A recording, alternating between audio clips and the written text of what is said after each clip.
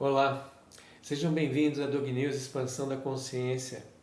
Meu nome é Douglas Allegrini, eu sou advogado criminalista, professor de língua portuguesa e um apaixonado pelo estudo do comportamento. O tema que nós vamos conversar hoje é a mecânica quântica, que é um sinônimo também da física quântica, mais conhecida dessa forma, com essa nomenclatura. Mas o termo que os cientistas usam é mecânica quântica. E antes que perguntem por que um advogado vai explicar algo sobre o qual ele não se formou, não tem formação na área de exatas, nem de física, nem de matemática, nem nada, mas se interessa em falar sobre um assunto tão sério e tão complexo como é esse, para alguém da área de humanas, que é o meu caso. A verdade é que quando eu fui buscar o comportamento, estudá-lo, eu resolvi pelo YouTube procurar alguns canais que falassem a respeito dele e saber se um padrão de comportamento que eu tenho poderia vir a ser corrigido, modificado, para que eu não sofresse as consequências de um comportamento que eu entendia que deveria ser mudado, mas não tinha certeza se era possível fazê-lo. Ao descobrir que havia alguns temas muito específicos sobre esse assunto, eu me debrucei sobre os vídeos e comecei a aprender com alguns psicólogos e neurocientistas como é que funciona o nosso cérebro e o nosso comportamento com relação àquilo que me incomodava. E, para minha surpresa e gratidão, eu encontrei ali pareceres bastante otimistas a respeito daquilo, garantindo a mim um estado emocional mais equilibrado e termos mais autoconfiança, conhecimento interior, saber lidar com as coisas e entender o valor que nós atribuímos a elas. E nesse meio tempo, vendo um vídeo sobre comportamento, comecei a ver outros e outros quando me deparei com uma sala de aula em que havia um professor vestido de terno e gravata, um senhor, e dando uma palestra. E durava cerca de 2 horas, mais ou menos. E eu resolvi acessar para ver do que se tratava, embora o título me chamasse muita atenção, que era mecânica quântica e mais alguma coisa que agora não me recordo, porque vi muitos vídeos desse professor depois dessa palestra que eu assisti.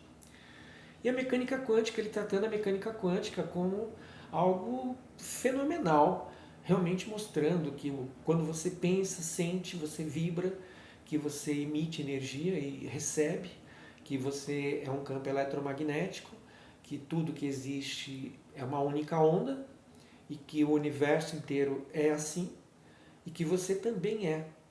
E que apareceu, aí ele vai explicar o Big Bang, mais ou menos, só que de uma forma em que ele diz não muito apropriada, que há uma emanação de energia que vai se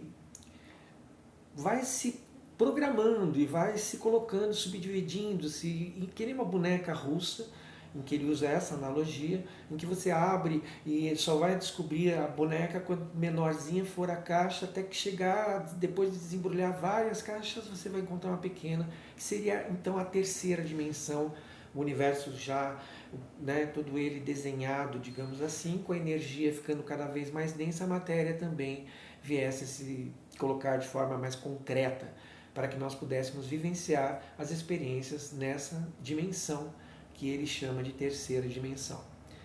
Esse professor, ele diz que as palestras são canalizadas, portanto, ali existe uma questão espiritual. Ele está recebendo informações como um médium de um espírito ou de outros, ou então concomitantemente, vários, explicando aquilo que ele está chamando de mecânica quântica.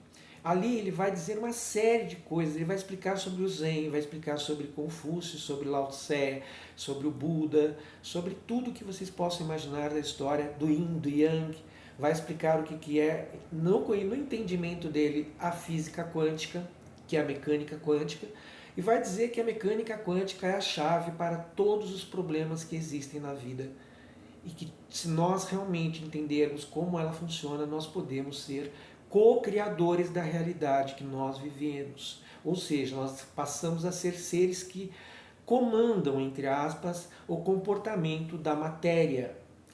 E isso é algo fantástico. Ele vai explicar várias coisas. Ele vai dizer, por exemplo, que a maior parte das pessoas quer casa, carro e apartamento. É o que ele vai dizer em quase todas as palestras. É inevitável. Quem conhece sabe, eu estou falando do professor Hélio Couto. Ele não é físico, tá? Não é. Os vídeos dele são de 2, 3 horas de duração. Não vi vídeo que durasse menos que 1 hora e 40 minutos, coisa do gênero. E assistia vários deles para poder entender, porque fiquei apaixonado pelo assunto. Aquela coisa de você entender que você é capaz de fazer com que a matéria se comporte de acordo com a sua vontade, é algo que, e ele fala muito eloquentemente, ele traz temas da própria ciência, temas que eu digo, inclusive, termos muito científicos para dar um ar de mais propriedade ainda. Ciência, dizendo que o ser humano, pensando, vibrando e emanando, nós estamos num campo holográfico, onde tudo é átomo, átomo é aquilo que forma tudo que existe, e você, eu e todos somos feitos disto, portanto nós temos a capacidade de fazer com que a matéria se comporte da forma como eu acabei de dizer. E para isso ele usa um fenômeno bastante interessante, uma experiência que ocorreu em 1801, ele fala em 1805, mas enfim, a interpretação dele é a seguinte: há um canhão que manda elétrons. Elétron é uma coisa que forma um átomo, tá? Ele é uma partícula subatômica, ele é muito pequeno, quase invisível, a olho nu invisível. Ele é disparado a 2 fendas, e no final das duas há um painel onde vai apontar como é que se comportou o elétron depois que passou pelas fendas. Então são 2 fendas, ele dispara.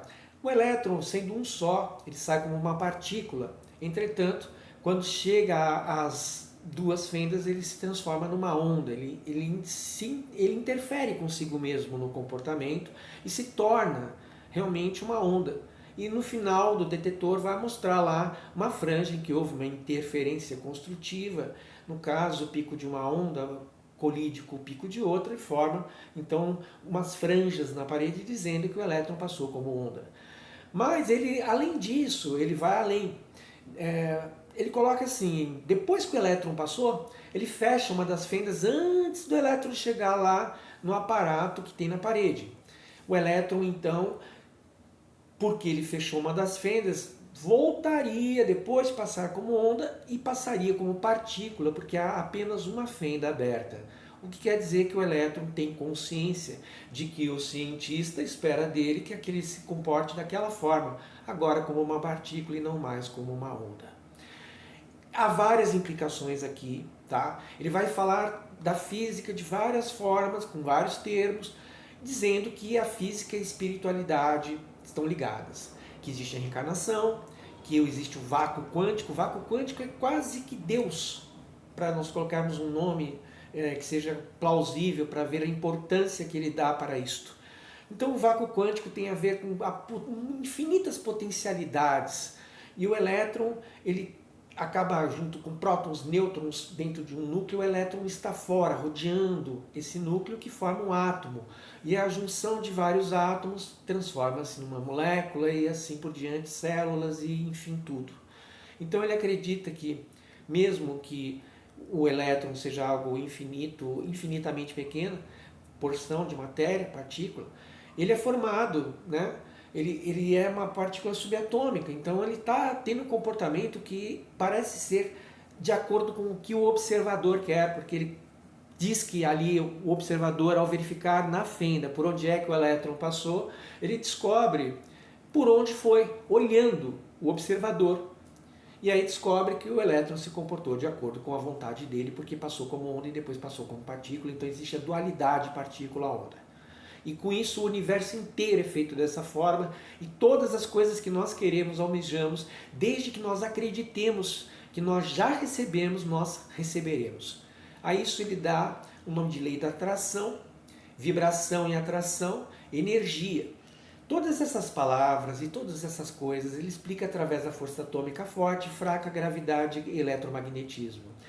Ele vai dizer do bóson de Higgs. O bóson de Higgs pode ser tido depois como uma obra literária dizendo que é o ponto de Deus, a partícula divina, mas na verdade não é esse o nome a princípio. Quem conseguiu vislumbrar algo disse que era uma partícula do demônio, mas para virar um best-seller e se tornar um livro muito famoso, não era um nome comercialmente muito agradável, portanto modificaram o nome para a partícula de Deus, o bóson de Higgs.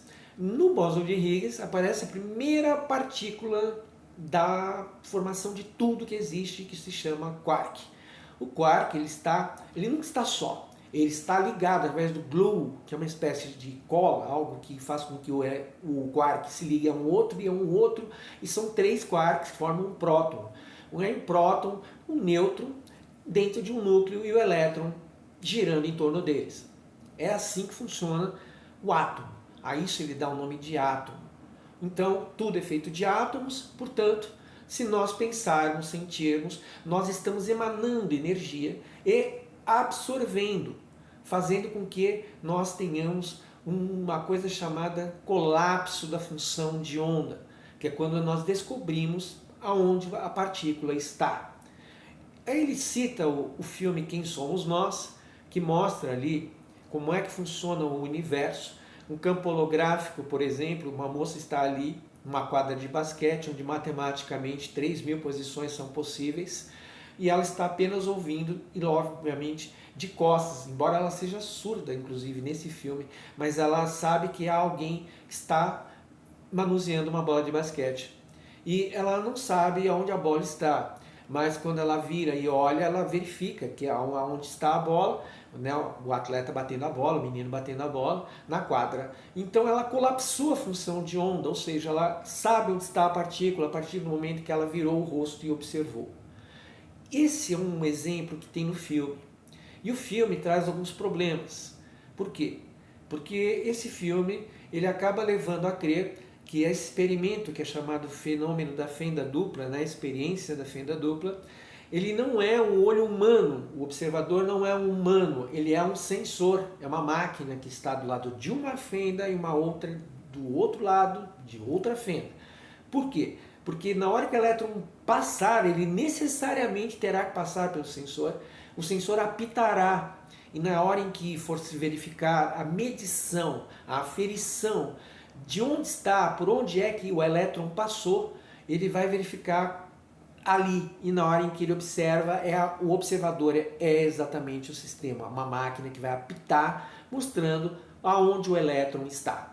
O elétron, ele é realmente muito pequeno, e a partícula, ela se transforma numa onda quando as duas fendas estão abertas, e ele mostra essa coisa do efeito retardado, do efeito em que há uma inversão. Então ele volta assim para poder fazer a vontade do cientista. Só que acontece que esse filme ele acaba sendo contrariado quando a espiritualidade sai e a mecânica quântica vem da forma como a ciência explica, divorciada totalmente desses valores espirituais colocados pelo professor. E aí nós vamos falar de uma outra pessoa muito importante, que é a doutora Gabriela Bailas, que é uma PhD, pós-graduada, uma mulher que é fenomenal, uma cientista que mora no Japão, estudou na Universidade Federal do Rio Grande do Sul, ganhou bolsa para estudar mecânica quântica, física lá na França, uma bolsa. Ela é uma cientista, ela estuda e ela vai fazendo especializações, mestrado, doutorado, pós-doutorado, ela tem segundo pós-doutorado, ela é uma mulher muito inteligente, ela trabalha direto, ela é física teórica, né, de partículas, ela trabalha com isso, acelerador de partículas e tudo mais, e ela explica que isso tudo que o professor Hélio Couto está dizendo não condiz com a realidade da física. Ela já ataca dizendo que ele não é físico e que o que ele está dizendo extrapola completamente qualquer limite. Não existe, por exemplo, uma revogação da física clássica. A física clássica ela prossegue, apenas a diferença é que ela não vai examinar fenômenos muito pequenos, como, por exemplo, o comportamento de um elétron. Tudo que existe, toda a parafernália que nós temos, inclusive esta que eu estou usando para me comunicar com vocês, é fruto da mecânica quântica. A mecânica quântica trata de coisas muito pequenas, mas que são responsáveis por toda a tecnologia que nós temos basicamente. Só que ela se aplica que nem a lâmpada, a luz, o fóton, o elétron. eles são muito pequenos, são partículas chamadas subatômicas. E a mecânica quântica, ela não revoga, ela não tira, ela não torna obsoleta a mecânica clássica. Só que a mecânica clássica ela é determinística, aquela de Newton. Enquanto que esta é probabilística, é a física das infinitas possibilidades do elétron. Portanto, ela tem uma outra escala de tamanho, de volume. A diferença é essa, é que ela vai estudar os fenômenos que são micro, nano, e ali ela vai dar respostas que são pertinentes à escala de tamanho, volume e tudo mais, e como é que se comporta a matéria diante exatamente desse quadro que eu acabei de mencionar. Então ela vai examinar isto. E aí ela vai chegar a formas muito interessantes, como a de matemática perfeita, fala da física das probabilidades, de Erwin Schrödinger, que, se não me engano, foi até premiado com o Nobel de Física. Max Planck, que é o pai da física quântica, digamos, né? Entre aspas, da mecânica quântica. E o Big Bang nada é que um ponto muito quente, denso, que acabou se expandindo, se tornou extremamente frio e foi caminhando, foi organizando tudo que existe, as galáxias, os gases e tudo mais, até chegarmos àquele aonde nós estamos hoje. Há 13 bilhões de anos depois, examinada a questão. Portanto, a mecânica quântica ela tem uma fundamental importância. Ela vai agir em todos os sistemas que nós temos que são muito pequenos, transistores e outras coisas. Elas são responsáveis por GPS, por mísseis, são usados em área militar e tudo mais que se possa imaginar, a mecânica quântica está presente. Só que ela não tem nada a ver com a espiritualidade, conforme o professor Hélio Couto coloca.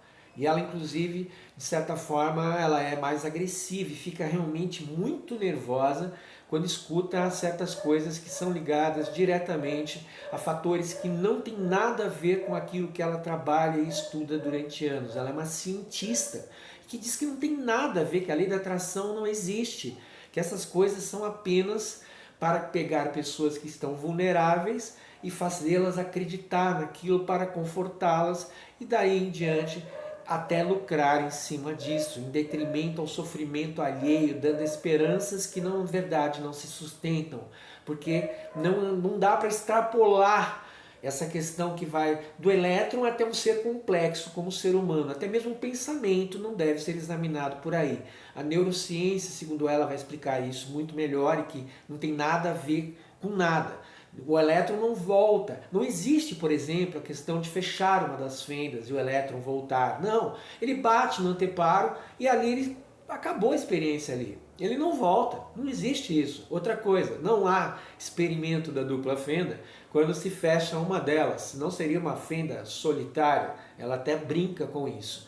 E quando ele diz que a matéria está fazendo aquilo porque o observador está mandando, porque o elétron tem consciência, e ele usa Carl Gustav Jung, por exemplo, para explicar isso, dizendo que a consciência permeia tudo que existe no universo. E Carl Gustav Jung é o pai da psicologia analítica, que vai estudar o subterrâneo da mente, que é o subconsciente. A Joseph Murphy também vai fazer isso, poder do subconsciente e tudo. Só que ela vai mostrar que a física quântica não tem nada a ver com isso. E ela critica, inclusive, o filme Quem Somos Nós, veementemente, porque, apesar de tudo, ironicamente, foi por causa desse filme, que ela acabou se tornando física. Mas depois, hoje ela chama de inominável esse documentário, porque ela diz que não tem nada a ver com a realidade do que é a mecânica quântica, que isso que é um desserviço. E que esse observador, que modificaria, na medida em que o indivíduo vai lá verificar por que fenda que o elétron passou, ele vem a descobrir que o elétron simplesmente, ele não tem como ele ter passado e voltado. Ele passa e para ali, não tem nenhuma fenda fechada. Ela é aberta mesmo, as duas estão abertas. E o elétron realmente ele passa como onda. Mostra a dualidade entre a partícula e a onda. Então o elétron ele é onda e é partícula ao mesmo tempo. Só que nós não podemos extrapolar e dizer que só porque nós somos formados de átomos, que nós também nos comportamos ou podemos fazer com que a realidade nós a co-criemos. E aí ela vai dizer, ele vai dizer, citando, por exemplo, ele vai falar de Jesus, Hélio Couto, vai dizer que Nicodemos foi conversar com Jesus, ele vai explicar a reencarnação. Olha só para onde vai, as diferenças para onde vão. E ela fala que ela não fala nada sobre essa questão. Ela encontra dá uma aula sobre budismo, taoísmo, fala do lado do Dalai Lama, ele fala de tudo que vocês podem imaginar, ele fala da Bíblia ortodoxa e da Bíblia espírita, por exemplo. Quando ele fala que uma força, algo tocou num oceano de energia que fez com que tudo acontecesse, pleno de energia. E aí então, se nós pegarmos aí, deduzirmos que ele acredita na reencarnação, nós podemos dizer então que essa força que ele está se referindo, a que ele se refere, é a inteligência suprema, causa primária de todas as coisas. Que é o que é a primeira pergunta do Livro dos Espíritos de Allan Kardec. Ele não pergunta quem é Deus, ele não diz, não é uma figura antropomórfica, ele diz assim, que é Deus? Aí a resposta é a inteligência suprema, causa primária de todas as coisas. Então essa inteligência suprema tocou, ela realmente fez com que houvesse tudo que houve, toda a condição da criação, da origem de tudo, do universo, e nós e tudo que existe, e que somos todos onda, que temos uma proxêmica também eletromagnética, cada um de nós emana ondas e as recebe também. É o eletromagnetismo, que tudo volta, que vem e vai, e que todos somos um, estamos no mesmo campo, somos todos emaranhados desde o início de tudo, e que vamos e voltamos várias vezes de outros planos. Podemos ter pessoas que já partiram do ponto de vista biológico, mas que se encontram aqui através do perispírito, que é o corpo que é aqueles que partem dessa dimensão, dizendo que existe outra, ou seja, a visão espírita mesmo, misturada com a mecânica quântica. E aí ele diz, por exemplo, na lei da atração, se tudo que pedirdes, crendo que recebestes, recebereis. Ou então ele diz, olha, desde que vocês coloquem Deus em primeiro lugar, buscai o reino dos céus e todas as demais coisas vos serão acrescentadas. E assim ele vai citando a Bíblia, ele cita Nicodemos perguntando, mas como é que eu posso evoluir? Ele diz assim, você vai ter que nascer de novo. Aí Nicodemos, mestre da sinagoga, conversando com o mestre Jesus, pergunta, mas como é que eu posso nascer de novo? Venho voltar ao ventre da minha mãe.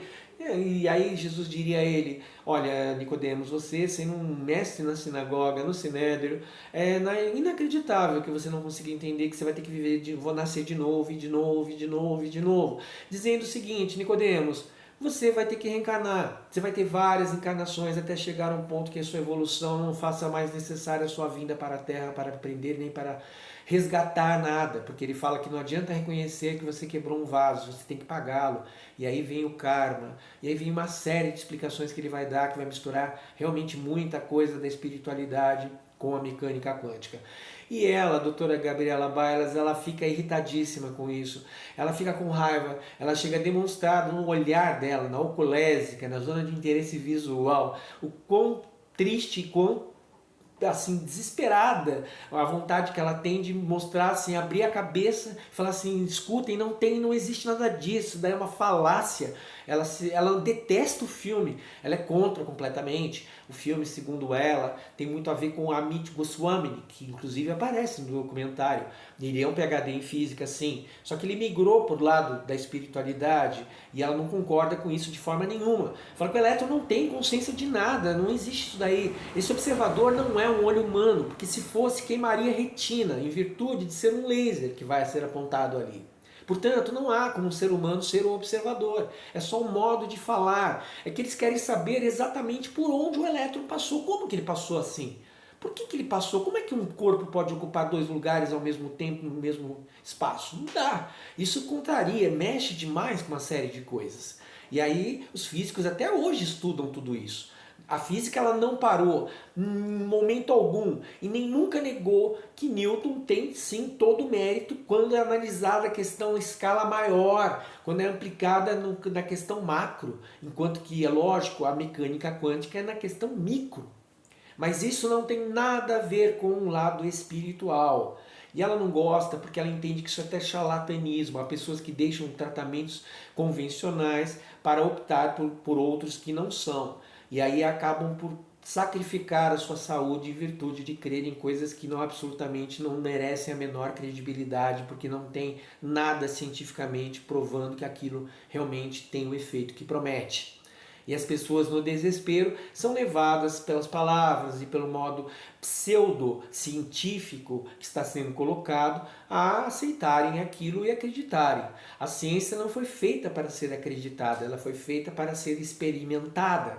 É por isso que quando um indivíduo faz algum tipo de experiência em que ele quer provar uma hipótese, uma teoria, coisa desse gênero, ele tem que fazer um artigo, ele tem que submetê-lo à publicação e à opinião dos seus pares. Isso tem que ser, digamos assim, reproduzível em qualquer outro lugar, ter o mesmo resultado, para provar que aquela experiência de fato tem um cunho científico, que deve ser realmente aplicado, tendo-se em vista que se replicou perfeitamente em todos os lugares em que foi aplicada a técnica que ali está sendo colocada.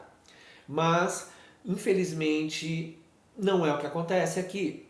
E aí nós temos então uma misturança gigantesca da parte da espiritualidade que Hélio Couto trata, em que ele fala de Lao Tse, ele fala da obra do Tao Te Ching, ele fala por que Lao Tse não pode sair lá do Tibete enquanto não explicar, não escrever alguma coisa. Confúcio tem medo porque ele é um político, Confúcio é um homem sábio, mas ele é um homem de Estado, político. Ele quer primeiro saber a opinião de Lao Tse.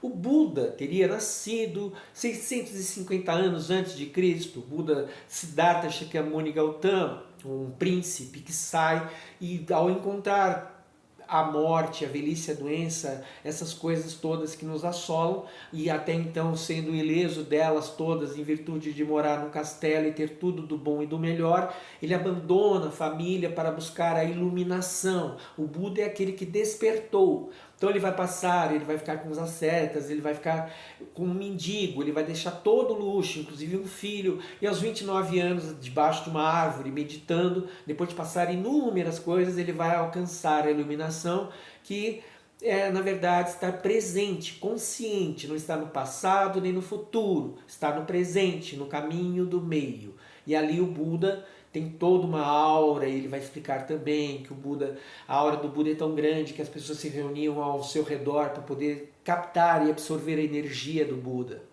Então, o professor Hélio Couto ele vai falar de muitas filosofias e doutrinas, até explicar a mecânica quântica. Ele mesmo diz que tem a ressonância harmônica. Você recebe uma onda do que você quiser. Se você quiser ter a mente de Einstein, você pede a onda e a onda será colocada. E você não adianta, você não haverá sinal, porque o tráfego de informação não deixará nenhum vestígio. Não tem sinal. Então você vai ter que acreditar que aquilo lá funciona. Você vai aplicar um CD. Esse CD apertado o botão, no volume 0, você vai embora. Você pode ir para qualquer lugar do planeta que aquilo vai fazer efeito. Aquela onda penetrará nos seus microtúbulos e aí ele vai explicar toda uma sinapse, todas as conexões neuronais e tudo mais, a dopamina, a serotonina, a endorfina, a tudo que vocês podem imaginar de hormônios e enzimas e tudo mais que existe de neurotransmissores, ele vai explicar e vai dizer a aplicação disso, a ocitocina, por exemplo, o hormônio do amor, digamos. Então a dopamina, tudo isso vai ser objeto de estudo. Ele vai explicar a amígdala cerebral, né? A questão também do hipotálamo, a fábrica das emoções, as glândulas pituitárias, o encaixe das emoções. Você pode estar viciado em determinado tipo de pensamento, de emoção e tudo e tal. Então ele vai explicar o Zen, ele vai explicar tudo que vocês podem imaginar que ele puder, o Yin, o Yang, tudo. E vai explicar que tudo isso faz parte da mecânica quântica, regendo tudo que vocês estão vendo, tudo que nós vemos. Inclusive, se nós não tivéssemos os olhos, os algoritmos, e não tivéssemos lentes como câmeras, nós só veríamos ondas, porque é tudo que existe. E a menor unidade que existe de massa até hoje encontrada no universo é o quark, que nunca vai ficar isolado de mais 2 no mínimo, para formar o próton. O próton tem inúmeras partículas, mas ela mesma diz, a professora, eu não vou explicar tudo isso porque não dá, é muita coisa, é muito complexo, mas eles fazem uma desconstrução no laboratório de todas as partículas atômicas ali, para depois reconstruí-las quando elas voltam, para saber o comportamento de cada uma delas e a aplicabilidade prática do acelerador de partículas, fazendo com que ele seja útil à sociedade e à ciência como a unidade científica. Ela critica, por exemplo, quando ela observa o Amit Goswami levando tudo para o lado da espiritualidade. Para ela aquilo lá é uma balela, um absurdo, é uma coisa que ele pirou. Ele é um homem que realmente é um físico, tem PhD, mas no entanto ele não reúne mais nenhuma condição tão técnica, porque faz muitos anos que ele não entrega um artigo científico, nada que seja realmente plausível, e não tem o respeito da comunidade científica. Outra coisa que chama muita atenção é que no filme Inominável para ela, mas para ele, Quem Somos Nós, aparece ali a célula, aparece a molécula da água, normal, primeiro. Depois, a molécula, quando vibra, dá amor, alegria e coisa e tal, a molécula se transforma e toma conta daquela forma bonita, que é o amor, a alegria. Depois o ódio, a molécula é uma outra molécula, com desenho triste, raivoso, enfim, cada emoção retratada nas moléculas da água. E inclusive no filme, um cidadão chega atrás da moça que está vendo aquilo, que é a, digamos, a protagonista do filme, e fala assim para ela: olha, veja só, se a nossa mente, o nosso pensamento é capaz de fazer isso com a molécula da água, o que será que não é capaz de fazer conosco? Então essa questão é uma questão muito importante, muito interessante, em que ele levanta essa tese, dizendo a ela: olha, tá vendo só que o nosso pensamento pode fazer? E nós não temos nem ideia do tamanho do poder. Ele diz que nós somos co-criadores da realidade, que nós não precisamos pedir, só agradecer e ter certeza de que recebemos. E que nós colapsamos uma função de onda. Quando ele fala de Erwin Schrödinger, ou Schrödinger, ou seja lá como é a pronúncia, mas a verdade é que vai citar um gato dentro de uma caixa, não se sabe se o gato está vivo, se está morto. Nós só saberemos disso na medida em que abrirmos a caixa. Aí sim, então é a física das probabilidades, é isso que existe. A física quântica, ela é da física das potencialidades, das infinitas possibilidades. Ela é a física que trata exatamente de fenômenos que se dão com partículas muito pequenas mesmo. E é essa a diferença entre essa física e aquela física, embora ambas sejam a mesma, mas são ramos diferentes em virtude da escala, de tamanho, de volume. É isso. Não tem nada contra Newton ali. Os aviões funcionam normalmente, a lei da gravidade ela existe plenamente, a teoria geral, a teoria da relatividade de Einstein também. Então não tem nada que vá contrariar a física newtoniana, a não ser o fato dela ser determinística, enquanto a outra é probabilística, que é a mecânica quântica. E é só isso. Então ela diz assim, não tem nada aí de espiritual. E tudo que ele está falando do ponto de vista do espírito. É isso que ele está fazendo. Ele está dizendo que tudo é canalizado. A canalização é algo que é feito por um médium, que recebe informações de um espírito. E esse espírito, inclusive no caso dele, é Osho. Osho é um fenômeno, digamos, da Índia, em que é massacrado num documentário mostrando que a vida dele moral é um tanto quanto, digamos, deplorável, mas não é esse o objetivo dessa exposição que eu estou fazendo aqui. Peço até desculpas àqueles que são estudiosos da matéria e que venham dizer, puxa, mas você falou tal coisa, mas isso não é bem assim, ou não é bem assado, ou seja, você não tem essa propriedade, você não é um professor de física, você não tem essa formação, você não é um cientista, você é um advogado. Sim, isso é verdade. Entretanto, só queria dizer que eu ouço, até mesmo de doutores que eu digo doutores com PhD em Direito, falando coisas que eu não concordo. Por que eu não concordo? Dizer que a direito é uma filosofia, não é uma ciência. Direito é uma ciência.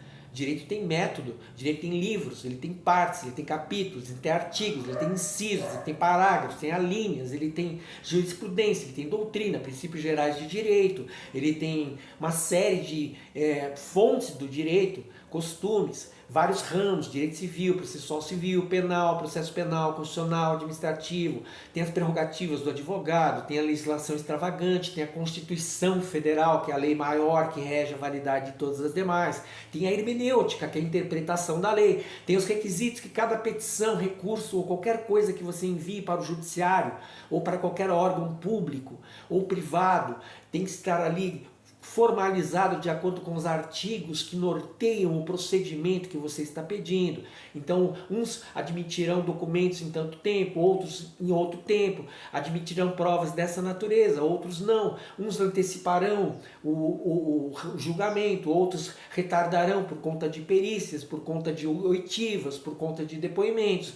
Então, o direito ele é muito complexo para ser chamado apenas de uma filosofia, embora ele tenha também filosofia, obviamente, no seu cerne, claro, obviamente. O direito é uma ciência, sim, tem método e tudo. O que não acontece é que ela não pode ser reproduzida da mesma forma que a das exatas, das ciências, porque os resultados, logicamente, serão diferentes, porque se tratam de culturas diferentes. Então, na Indonésia, se existe a pena de morte para alguém que leva drogas, aqui no Brasil não. Mas isso não quer dizer que não seja científico o direito, porque se assim não fosse, não haveria interpretação das leis, nem a linguagem forense, nem um monte de outras coisas como prerrogativas, poderes e tudo. Então eu discordo do professor, né, que eu vi inclusive num debate entre os cientistas, ele estava lá para falar do direito e disse que o direito não é uma ciência. Então eu discordo, deixo aqui respeitosamente o meu protesto. Então se ele pode falar de direito, outra coisa, advogado é doutor, não é doutor, doutor, e aí? É ou não é? Precisa ter doutorado? Não, não precisa. Por quê? É uma questão de tradição, de cultura, e eu diria mais, um advogado está sempre defendendo tese. Quem defende tese é doutor. Isso está fechado já. A mecânica quântica é algo estupendo de se estudar, é muito interessante, mostra a consciência. Alguns vão colocá-la como, por exemplo, a mente como se fosse o cérebro, como se fosse uma lâmpada, a mente como se fosse a luz, e o drone como se fosse uma consciência. A consciência que rege tudo. E isso é uma veste apenas para que nós possamos caminhar e interagir a fim de crescermos, evoluirmos e expandirmos a nossa consciência. Tem muitas outras coisas a dizer sobre a mecânica quântica. Entretanto, por hora, ficamos por aqui. Nós esperamos ter ajudado de alguma forma a mostrar que temos dois caminhos aqui, embora seja a mesma coisa. E a mecânica quântica ela é científica, só que a forma de interpretá-la é que está sendo modificada. A primeira do Hélio Couto está ligada à espiritualidade, e a segunda está ligada à física como ciência pura. Não tem nada de espiritual dentro da mecânica quântica. Tudo isso não tem nada a ver com ciência. É apenas a utilização de termos técnicos científicos para trazer credibilidade ou ludibriar aqueles que creem na lei da atração, que também é pseudocientífica. Tudo que é pseudo, tudo aquilo que tem uma imagem, aí virou uma verdadeira indústria. Tudo é quântico, isso aqui é quântico, quântico isso, quântico aquilo, quando na verdade não tem nada a ver com a questão do quântico, como eu estou explicando e a professora explica com propriedade. É isso que existe na verdade, tá? O universo inteiro. E nós estamos em fusão com as coisas, segundo o primeiro professor, com tudo. Então nós somos um canal aberto com o todo, ele chama o todo de Deus. E aí está em todos os lugares, é o vácuo quântico. E que se nós observarmos tudo, nós vamos descobrir que somos parte disso tudo, somos todos um, estamos sujeitos às mesmas coisas e tudo mais, e que existe um campo eletromagnético que nós atraímos, sentimos, pensamos, e que na medida em que não duvidemos, nós teremos aquilo que queremos. Ele mesmo cita o Evangelho dizendo, eu já não vos disse que vós sois deuses? Ele diz assim, se vós acreditares, fareis coisas ainda maiores do que estas que vistes o Filho do Homem fazer. Jesus Cristo é muito humilde, dizendo Filho do Homem. Mesmo quando dizem, mas tu és o Rei dos deuses, vós sois o Filho de Deus vivo, ele diz, vós o dizeis. Ele mesmo não diz, ele pergunta, quando pergunta alguma coisa para ele, ele pergunta de volta. Essa moeda aqui é para quem? De quem é? César ou de Deus? Dai a César o que é de César, a Deus o que é de Deus. Ele desafia, de certa forma, todo aquele mecanismo dos judeus. Ele dura muito até chegar em Jerusalém e acabarem com ele, porque ele pregou o amor. E é isso. Então a mecânica quântica explicada pelo Hélio Couto tem tudo isso. É uma riqueza realmente da parte do ponto de vista filosófico. Entretanto, não se pode deixar de lado a opinião da doutora Gabriela Bailas. Não se pode. Porque ela é uma cientista. Ela trabalha com isso. É muito sério. Eu mesmo relutei muito em ter que ver um vídeo, porque eu vi um vídeo em que aparece um programa que eu gosto muito também, que chama-se Pânico. É um programa humorístico, mas muito inteligente, em que num dado momento é questionada com relação às moléculas da água, se é realmente possível que uma molécula de água possa expressar na sua forma o sentimento que está sendo emanado por aquele indivíduo que está observando, emanando energia. E aí vai mostrar que essa molécula se transforma em várias coisas dependendo da emoção que está sendo projetada a ela. E isso diz que é completamente absurdo isso daí. Ela mora no Japão, inclusive. Esse japonês que faz isso e aparece no filme, dessas coisas, em entrevistas com ele também, vão dar conta de que aquilo não tem valor científico, porque não é reproduzível em nenhum outro lugar. Teria que haver o princípio da universalidade da ciência para que aquilo fosse aceito. Portanto, nós estamos diante de uma falácia. Ele é um repórter, ele é um fotógrafo, ele não é um físico, não é um cientista. E aquilo não é possível reproduzir mais. De modo que a revista que colocou inclusive o artigo, ela não é também senão de amigos dele ou dele mesmo, propriamente, que coloca e publica. Nem todo livro tem um cunho científico, eu posso colocar o que eu quiser. Eu acabei de dizer que o bóson de Higgs, cientista, né, físico e tudo, que fica ali na fronteira, onde estão procurando a partícula ali, quando encontram, fala partícula divina, quando na verdade essa partícula divina foi usado esse nome, a princípio era a partícula amaldiçoada, mas não venderia livros, não viraria best-seller, nem faria sucesso no mundo do capital. Mas quando resolveram colocar a figura de Deus no meio da história toda e colocar o nome de O Toque de Deus na célula divina, pronto, mudou tudo. Esse livro virou um best-seller, mostrando que no bóson de Higgs aparece o quark, que é a primeira massa, menor quantidade de matéria até hoje encontrada. E através do blues, que é uma espécie de cola que coloca tudo ali, né, em conjunto, forma-se o próton e o nêutron. Dentro de um núcleo, o elétron fica ali, a 1000 por hora, girando, girando, girando. E essa experiência da fenda dupla mostra, nesse ponto, acredito que aí é que haja realmente o repúdio total à questão da espiritualidade e a mecânica quântica. Quando no fenômeno da fenda dupla, ela diz assim, não é um olho humano observador, porque se fosse o laser queimaria a retina e tornaria essa pessoa cega, somente isso. É uma máquina e o elétron necessariamente vai ter que passar por ela, é um sensor que vai apitar, e quando o observador, que aí sim o cientista vai verificar o que aconteceu, qual foi a fenda em que o apito se deu. Quando ele verificar, ele vai colapsar a função de onda, e esse colapso da função de onda vai permitir que ele saiba exatamente onde se encontra a partícula que passou por aquele orifício ou por aquela fenda. Então, não existe fenômeno da fenda dupla como uma fenda que se fecha. O elétron não tem consciência e o observador não é uma pessoa, é uma máquina. Portanto, nós temos de um lado a questão espiritual em que o Hélio Couto apregoa tudo isso que eu acabei de mencionar e muitas outras coisas mais, mas esse vídeo já está muito longo.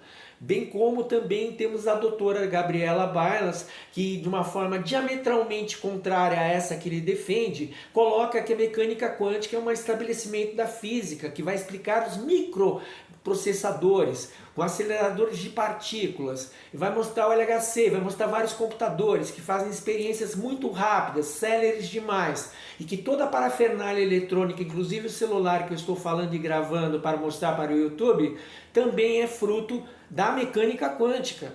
Tudo é pequeno demais para ser estudado pela física newtoniana. Então, os fenômenos macro, a física clássica explica, a determinística, enquanto que os pequenos, nano, são explicados pela mecânica quântica. E ambas estão em perfeita relação. A única coisa que acontece é que uma delas trata de mecanismos de certo volume e outra de outros volumes muito menores do que os primeiros, a fim de que se possa dar uma explicação que seja razoável para cada fenômeno que nós acabamos por vislumbrar na realidade. E que não existe a cocriação de jeito nenhum, não existe isso. Nós não temos o poder de dominar a matéria, de fazer com que o elétron se comporte de acordo conosco, com a nossa vontade. Nenhuma fenda é aberta e fechada na mecânica quântica. Todas as fendas estão abertas, as duas estão abertas. E ele se transforma, e até hoje os cientistas ainda discutem a questão. Não fecharam. ela ainda é uma coisa que chama a atenção deles. Eles se debruçam. Einstein, por exemplo, ele teve muitos problemas com a mecânica quântica. Ele foi uma pessoa que, mesmo depois que partiu, ele partiu divorciado das ideias que a mecânica quântica traz. Para ele era meio complicado essa questão de espaço, tempo e tudo mais. E a mecânica quântica também não era algo assim tão simples de entender. Max Planck explica alguma coisa e outros cientistas também, Erwin Schrödinger, né, com a questão do gato, se o gato está vivo, está morto, está numa caixa e outra. Não é uma caixa concreta, tá? É imaginária. Ninguém vai pegar uma caixa e colocar o gato ali para depois prendê-lo e deixá-lo sei lá quanto tempo preso e depois vier a saber que o gato está vivo ou está morto. Não. A princípio, enquanto não se viu nada, presume-se que há inúmeras possibilidades de ele estar vivo ou estar morto. Mas é uma física probabilística e muito avançada, e baseada em cálculos matemáticos muito precisos e bastante assim contundentes, que tornam realmente aquilo tudo uma coisa maravilhosa de se estudar. E outra coisa, as pessoas acham que a física quântica pode ser algo que não tem nada a ver, outros vão além, dizendo que ela revogou a física newtoniana. Isso tudo é um absurdo, isso não existe, tá? Não existe. Se você quiser acreditar é uma coisa, mas a ciência não foi feita para ser acreditada, ela foi feita para ser experimentada, testada e provada. Inclusive, os cientistas colocam isso para os seus pares examinarem. Não há uma teoria da conspiração. Um físico, quando descobre algo muito importante, ele coloca para que a comunidade científica, seus pares, examinem a questão e façam também a reprodução dos fenômenos que ali eles colocam no experimento, para que se chegue ao mesmo resultado, a fim de se provar que aquela teoria realmente se confirma na prática, na vida normal. Então aquilo lá pode ser aplicado sim, porque provou-se fisicamente, cientificamente, que aquilo lá é verdadeiro. As experiências levaram a esse tipo de dedução. É isto. Tem muitas outras coisas a serem ditas sobre a mecânica quântica, mas eu vou parar por aqui. Entendo que de uma certa forma, embora seja um tema um tanto quanto difícil, um tema bastante complexo, mas que pelo menos uma leve ideia do que vem a ser a mecânica quântica, a Doug News, Expansão da Consciência, tenha trazido. E digo mais, a expansão da consciência ela tem muito mais a ver, entendo eu, hoje, a minha opinião, para não dizer que fiquei em cima do muro, não. Eu acredito que há algo muito maior do que nós podemos perceber. Entretanto, eu prefiro guardar para mim as experiências que eu tive, ou uma, melhor dizendo, que me provou que existe sim algo muito maior. Mas não vou mencionar isso porque não é o momento e nem acho que seja pertinente. Não penso ser pertinente. Mas acontece que a mecânica quântica, gostando, não gostando, ela não depende de crença, ela não é uma religião. E se você precisa de alguma coisa para provar que você está certo, a sua religião está certa, então você não tem tanta fé assim nela. Porque se tivesse, você simplesmente nem questionaria mais essa questão de ser ou não científico isso, ser ou não provável isso. Não, você simplesmente vai ver, é uma prova, é cabal. Se tem prova ali, acabou, tem evidência. Fim. Aceite aquilo que você não é capaz através da religião. Então vá para a ciência explicada, né? Está ali provado para você que o elétron se comporta como uma onda quando ele é lançado e as duas fendas estão abertas e sempre estarão abertas porque chama-se experimento da fenda dupla e dá muita polêmica no mundo até hoje. Os cientistas se debruçam, os filósofos discutem e as pessoas ficam questionando até onde um está certo ou o outro. Então é isso. E eu espero ter colaborado para levar, porque entendi, como dizia, que o despertar, né, o Buda interior, o despertar da consciência é mais o caminho que você faz, a certeza do caminho do que o encontro, porque o caminho é certo, o encontro é indeterminado. Não se sabe se você vai ou não encontrar, mas a busca vai fazer você evoluir, vai expandir a sua consciência. E com isso eu encerro e agradeço. Espero que tenham gostado, que comentem, compartilhem, deem um like e façam com que se inscrevam no canal para que outras pessoas possam também acessar essas informações e expandir a consciência de todos. Muito obrigado e até a nossa próxima videoaula.